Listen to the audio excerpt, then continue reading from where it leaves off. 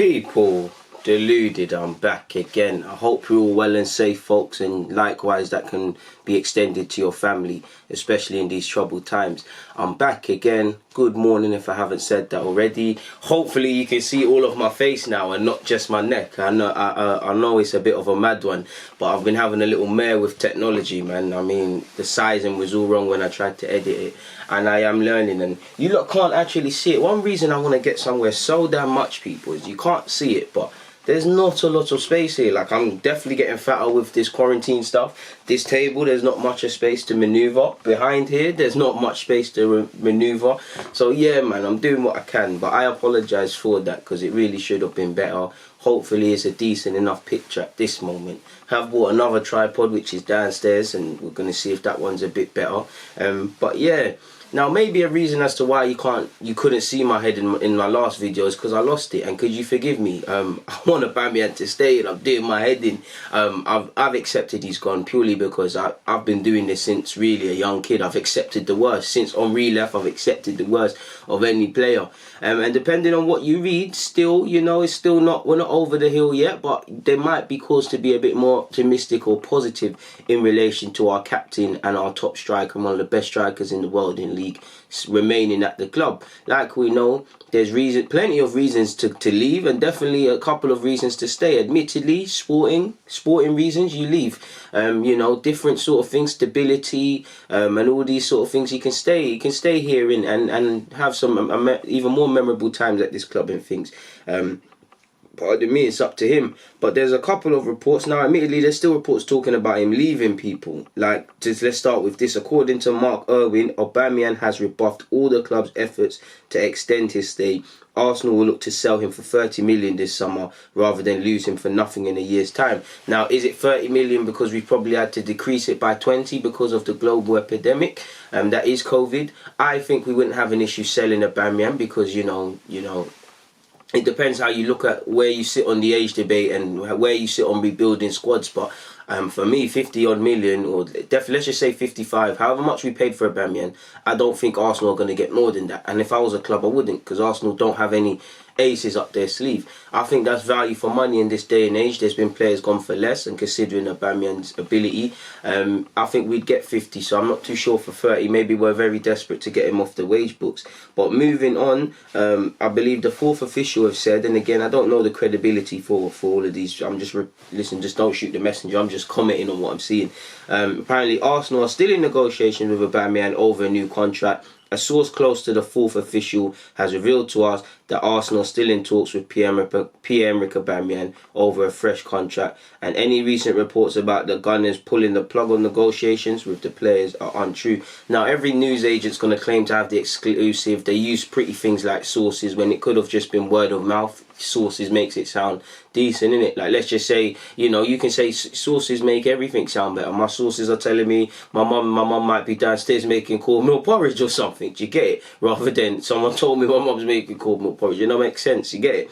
So yeah, man. And to be honest, listen, we'll never know where the club sit on the fence. Maybe there will come a time where the club, you know, we'll never know if the club have. There's many reasons. The club could have never, like I said in the previous vid, never had any intention of renewing his deal, and we're going to sell him. They could obviously, Aubameyang feels disrespected to a degree with the terms offered, or the club just simply haven't come to an agreement. Maybe there's too slow progress in relation to getting things done, or like we're all to be believed, Aubameyang probably leaves, but the club's probably going to make one last effort to try and keep him. Obviously, how much of that can be done, because listen, keeping Aubameyang is one thing, and I don't like to get in all this people deserve money more than other business, but you obviously know Arsenal are working with a problematic wage budget, regardless of the global problem that's been going on. With Corona, it's somewhat put to light the problems we have. Like I'm saying, Aubameyang deserves a new deal, people. But if Aubameyang turns around and gets a new deal, obviously probably have to take the 12.5 pay cut as well with the new deal. What does that tell incoming players? Because they'll be seeing, agents will be seeing Arsenal saying, you lot said you had no money, you had to make man cut wages, but then you've given Aubameyang this. I want more money for my client, whether I believe he's that or not. I'm not saying they're going to get the same wages as Aubameyang. Do you get it? Also, you've got to factor in, again, listen, if I was Aubameyang, no one could tell me I don't deserve my money in that team. But think about it logically. If Aubameyang gets a new deal, which he should, obviously we're going to have to adjust other people's wages, or other people might be looking at it and saying, oh, why you make me take a pay cut if he's got a pay rise? Do you get it, sort of thing? So we're in a very delicate situation, and I do think the club are still in talks with him to a degree. We've heard talks will happen at the end of the season, which to me is too little too late. But hopefully when you see his dad's post, obviously you all saw the Instagram thing with the caption, you know what to do, and a picture of him when he signed for Arsenal. Again, we need to just take that at face value what it is. He just literally said, you know what to do, and it is a picture. Obviously, with that in mind, we're hoping that's in regards to signing for Arsenal on extending his stay here. But until that's done, who knows? You know, like I previously said, there's many reasons for Aubameyang to stay in goal. Obviously, he's not getting any younger. Even if Arteta coaches these lot into Barcelona and these sort of things, there's no guarantee of success. And it's good for Saka and Martinelli and these players. In the next 2 years, how old is Aubameyang? Is there an opportunity to go and win better sporting honours, or try one last project, or earn more money somewhere else? Obviously, you know, if you go to the Barca's and Madrid's, such as a turnaround, you could be used for one season, thrown out the next. And to be fair, you should relish that. You should relish trying to make it there. But by the same token, he's got an important, like at Dortmund, he's important at Arsenal. He's loved at Arsenal. Obviously, he's comfortable in the London lifestyle, comfortable with his teammates. He might concede, yeah, this is where I want to stay for a couple of years.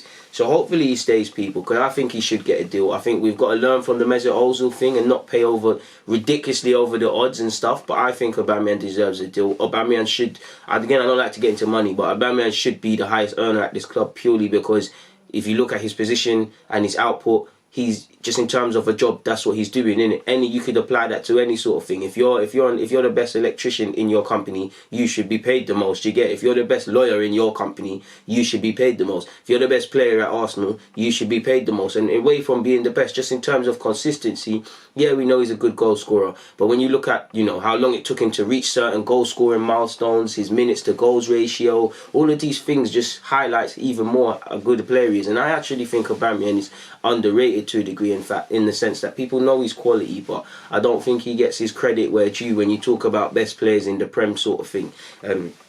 But that's just me, and I'm an Arsenal fan, so I'm always going to say that. So yeah, man, the fourth official seems quite positive. Carrying on with kind of positive news of such as well, people. I believe Abdallah Bulma, which is another journalist, not sure who he works for, how valid his track record is in terms of proving things right, but he said Arsenal are not ruling out a contract extension for Aubameyang, despite the Gabonese striker being coveted by several big European clubs. At 30, I think he's more moving towards signing of one last big pay contract / extension with a salary increase, and then he's gone on to say wait and see. So again, wait and see is all in the balance, people. Sport Witness have made a report as well, and this, to be honest, out of all the reports I read, this was more or less something of nothing, the one with the least kind of substance to me. It said there's an update on the forward's future, and their headline reads, Aubameyang gets tired of waiting and will renew. The Gabon international was listening to proposals he received from 2 top European clubs, including those from 2 La Liga giants, Man United and Chelsea. Everything indicated the 30-year-old would leave the Gunners, but the reports state the situation would have changed. And before I continue, obviously money is an important thing. I do think if he was to go to Madrid and these things, he'd get a salary increase, but they might say, you know, because of your age, we're not going to pay you that. So if he can get more money at Arsenal, this might be an even reason to stay. So yeah, it said everything indicates the 30-year-old would leave the Gunners, but the report states the situation would have changed. The latest clue comes from his father's Instagram profile after Aubameyang Sr. posted a picture of his son signing the first Arsenal contract with the caption, you know what to do, bro. So Papa Aubameyang, keep up the good work, man. Keep up the good work. Make sure your son signs that deal, man.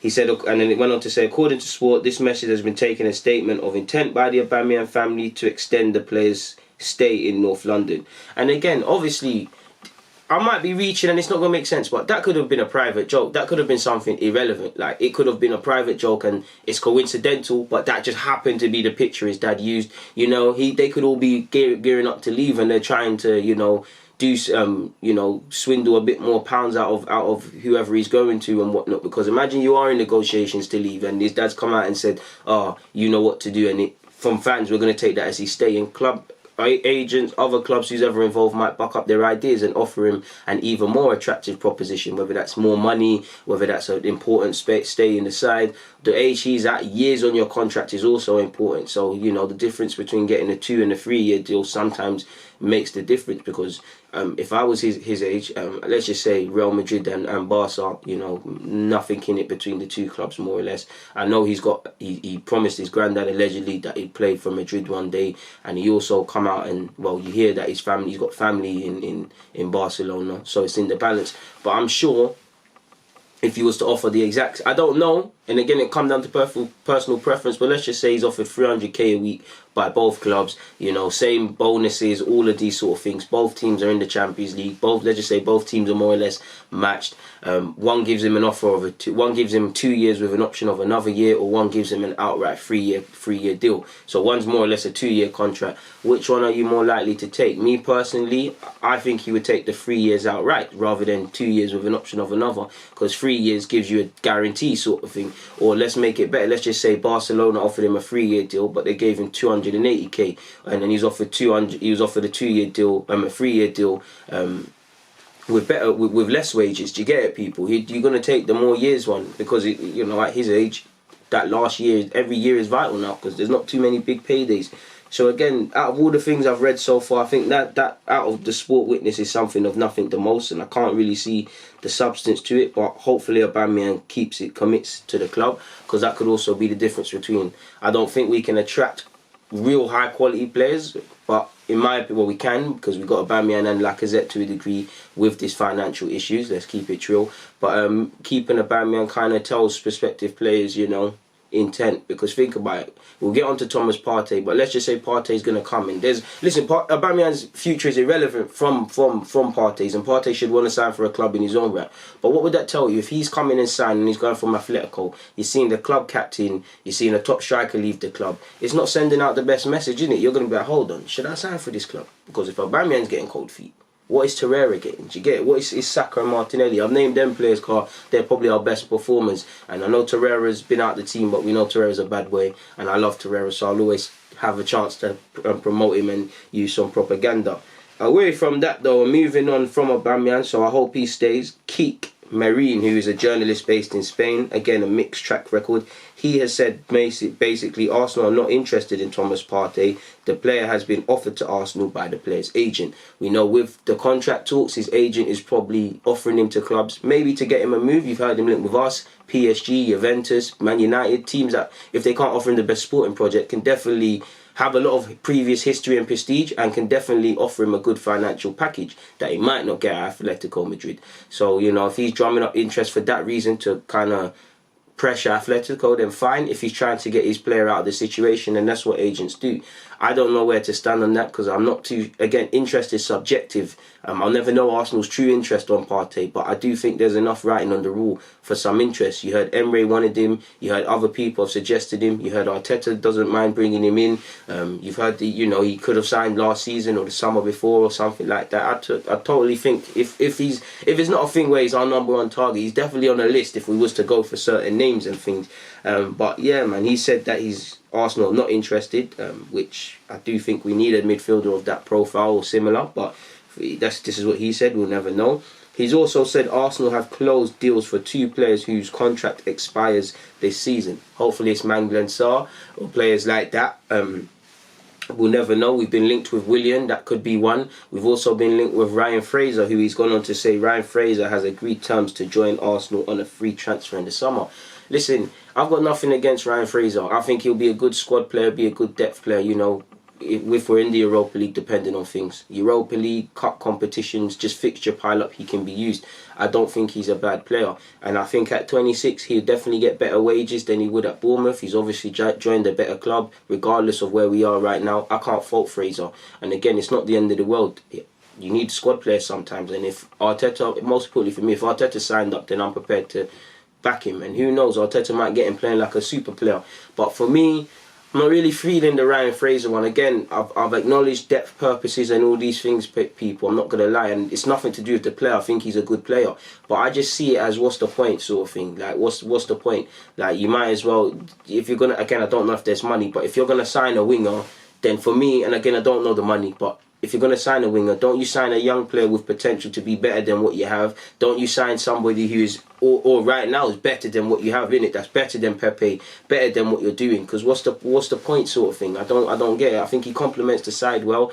But is he better than Pepe? Would I play him ahead of Martinelli? If Saka moves back to left wing, do I want him to play? Yes. And, you know, I'm prepared to give Nelson a chance as well. Would I want their game time to be kind of stifled? Obviously, there's been injuries. There's loss of form, players playing out of position. There's other things that can be done. There's game time. But I don't see the point in it. And from a sporting point of view, I think he'd be a decent option off the bench as well and rotating. I think he's quick. I think he's got a decent ball. But in terms of goals and assists, he hasn't got too many standouts. He's got that one standout season, but if you look at the statistics, they're not really the greatest. So what is really the point, really and truly, of that? I don't just want to talk for no reason, and I'm not gonna bring up the that you lot know the standout season he had, but let's just look at in total for Bournemouth, people, because productivity is what makes the difference. Again, if we need players that are going to score and assist, or there's no point. And at 26, turning 27, 27 next year, he's got to twang his agent to get a 4-year. He's got to twang Arsenal to get a 4-year deal and decent wages. Arsenal shouldn't make sure Arsenal are not in a position to tie him down till he's over 30. So I wouldn't give a 5-year. Obviously, this season he said his head has dropped a bit because of not moving. But he's only got 1 goal and 4 assists in 28 games, people. I'm sorry, but that's not the form. At Bournemouth, in 208 games, he's got 24 goals and 33 assists. So he could give us something. But again, is it a free transfer? You can't really go wrong. But I don't really see the point in it, really. Again, he'll have my support. Obviously, 2018-19 super season, 14 assists, 7 goals in 38 games. Credit where due. Like I said, he had that super season. Let's go to 17-18 though. In 26 appearances, 5 goals, 3 assists. In 2016-17, we're Bournemouth even in the Prem these times. 3 goals and 8 assists in 28 games. Fair enough, I think that might have been their first season, so we'll put that down to adaptation. Let's go 15-16. See, 15-16, he's playing Championship, and to be fair, you know, he's more or less contributed 10 goals in 18 games, and 4 goals, 5 assists in 18. So again, the productivity is not there. So I can't really see. Again, he'll be a good option, and I'm not gonna lose it. I don't mind the signing. I just think we're clogging up positions for the sake of it. It's completely different. But you look at centre halves. We keep bringing in centre halves, and some of them have done well. But it's a case of quantity over quality. We do need other wingers and stuff. But can we? Could it be a thing of scouts doing their job and paying a 10, 15 million on an unknown who's going to be levels? Have we got a few bob to spend to go for someone that is better than what we have already, sort of thing? I don't see the point, but if he signs, he'll have my support. And again, yeah, that's all I can say. Away from that, though, Rodrigo has been put up for sale by Valencia. So you can imagine in the coming weeks, again and again, he's going to be linked with Arsenal. The same probably goes for Coutinho. You've heard Arsenal's interest in Ousmane Dembele isn't legit, but apparently Barcelona have offered up him, Coutinho, and Arthur for sale, people. Which, especially for Arthur and Dembele, I think that's quite mad. But we'll have to see what happens in that regards. Going back to midfielders, people, and a creative midfielder, Okan Kuku, who we've been linked with, of AZ Alkmaar, who they've previously, said they're in discussions with clubs about. Apparently, he's ignored a contract extension from AZ Alkmaar. He has 3 years left on his deal. And he probably wants to move. He's had a standout season. He's been linked with Arsenal. He's been linked with Seville. He's actually been linked with Inter Milan. 3 good clubs with good projects and good scope for him to grow and play in more competitive leagues after obviously honing his skills for AZ Alkmaar. So it's up. I keep saying AZ Alkmaar. Feyenoord, sorry people. I always get them mixed up. Sorry people. Feyenoord. Which I should get that right. Again, apologies. But yeah, man, they probably stand to make a decent profit on him. I wouldn't mind him really. He's a creative player, and we need someone who's going to take that mantelpiece over from Ozil. And admittedly, he wouldn't be my first choice, but the options I want, I don't think we can afford, really. And to be fair, I'm not going to disrespect anybody. I've got a love for Ozil, but Ozil's not the Ozil of 2010 and 2014. Mkhitaryan seems to probably stay in that Roma. Joe Willock, I don't feel the creative 10 position is him. I don't feel his skill set I don't think he's good enough when it comes to breaking the lines. I don't think he knows how to seek the ball in tight positions. I don't think his decision making is good enough. Obviously, he's still young. There's a lot of development, but I think he's far better in the pivot, occupying one of them positions that Xhaka or Torreira or Ceballos have been currently filled. But you'd have him in that role. Emil Smith-Rowe, who's, you know, has had to adjust to first team football at Arsenal's, having a good season at Huddersfield, but again, you don't know what you're going to get. So I would say the options or the prospects of who plays in that creative role and stuff is kind of weak. Now I do think they're all good players and stuff, but I look at Aubameyang, you know, fair enough he's playing on the wings, but he gets 20 odd goals a season minimum in the league. Who is going to get an exaggeration, but who is going to get 10, 15 assists sort of thing? Do you get it? We need that, because someone's got to set up them goals.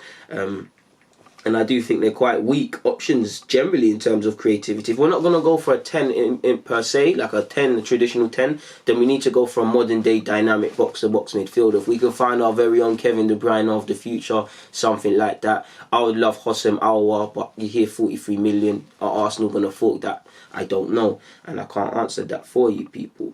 Moving away from that though, and Mkhitaryan, who's enjoying life at Roma, his manager, Paulo Fonseca, has said, I want him to stay, and he also wants to stay. However, it should be clear that everything is now on hiatus and we'll have to talk to Arsenal. I want to continue working with him because he's a great player and a great man. So obviously Arsenal and Roma are in negotiations probably to him staying there permanently already. You know, he's already said he's got a manager that believes in him. He's playing an attacking style. You know, he's playing in a lovely country like Italy. Rome, there must be a bag of things to do. You know, it's a good way of life. And ultimately, he's playing games. And, you know, he's not got a future here. We need him off the wage books. We need every penny we can get. So it makes sense to sell him permanently. Obviously, everything's been put on hold in relation to what's happening globally. Roma need to address their financial situation. They might look at their finances and think, okay, cool, we can't get Mkhitaryan now because of this. We need to do other things, other places with our money. Do you get it? And Arsenal might have to assess the situation as well. So, you know, it's going to be a slow process, and it's probably been put on the back burner, but I do think it's imperative we get Mkhitaryan and or Ozil, I don't think both will go, off the wage books. Especially if we want to commit to giving Aubameyang a new deal. Finally, away from that, I know I previously mentioned Emil Smith-Rowe, but a Chelsea player who's also on loan at Huddersfield, and Trevor Chalobah, has spoke on him. He said he's brought a lot to the team. You can see why Arsenal fans are excited about him. I think he could be a very good player. Whenever he gets the ball at his feet, he can create something, and he uses his attributes. And this is the second Chelsea player to big him up, because although we lost in the FA Youth Cup final, Liam Gallagher said that, you know, he's one of the toughest players he's played against. Obviously, Gallagher's at Swansea and he's just started his career, but that's a big shout for him. He said he has brought a lot to the team. Sorry, people. Yeah, he said he's brought a lot to the team. He's a creative player, and it was something we needed at Huddersfield. He could be a very good player. Whenever he gets the ball at his feet, he can create something, and he uses his attributes. So yeah, man, I want Emil Smith-Rowe to do it. I think there's too much rush of young players. I don't think it's the end of the world if he goes out on loan again, or it's not them things where you're playing at Huddersfield and now he's starting every week. I think we need to allow man to do. He's 19 and he's had some injuries. I do think he does need to start improving and showing a bit more, of course. But let's be easy with the likes of him and Nelson, who they've kind of found it tough to jump stepping up from academy, and it happens, people. Sometimes you see players, and even Callum Hudson-Odoi, players that used to bang it at youth level, kind of struggle getting into the men's game. Players that were kind of really iffy, and I see it at Arsenal, kind of a bit iffy at men's level, at youth level. Take to that life like a duck out of water. Like, if I think Nelson's got more talent and better than Joe Willock, but Joe Willock banged at academy level. I'm not saying he didn't, but Joe Willock definitely is more comfortable in the men's football right now than Nelson. Nelson doesn't look as comfortable. Do you get it? If you was to compare them both at youth levels, Reece Nelson every day of the week. Do you get it? So you've got to take time with these players. I don't think everyone's going to make it here, but I do think everyone can make it here. But I don't think it's going to happen. I think what I mean by that is some men are going to be first choice players, star players for the team. Certain players are going to be squad players. Certain players that have come through the academy can be sold on for profit. Neither which is the end of the world, folks. Finally, though, and it's a bit irrelevant, but Danny Ceballos gave a little interesting insight into, sadly, when the news of Arteta came up. He said, I woke up one morning and saw Arteta had tested positive. The team was quarantined. There were players with symptoms, but we are all fine. They haven't tested us. And again, I don't want to. It happened at the time, and I don't want to criticise Arsenal, but it does kind of fill me up the wrong way that, you know, nobody was tested, really and truly. It is a bit lax. Now again, it was nice to see everybody was quarantined, you know, and things like that, but people should have been tested. But I'm not a medical man, so let me stay away from that. He offered an insight, not even an insight, he just said, I'm doing as best as I can. It's hard being away from family here in England. I'm sorry, it's hard being away from family, full stop. Here in England, you can walk down the street with ease and go out to exercise once a day. So I just thought I'd mention that. But in relation to this vid, hopefully it's positive in relation to the Aubameyang business, contract business. Hopefully there actually is interest to sign Thomas Partey, contradictory to what KEANE is saying. So yeah, hopefully we're able to move Mkhitaryan on and a couple of other players. So yeah, we've spoken, but I've got nothing more to say. It's time for me to go and make some breakfast. On that note, Deluded, I'm out.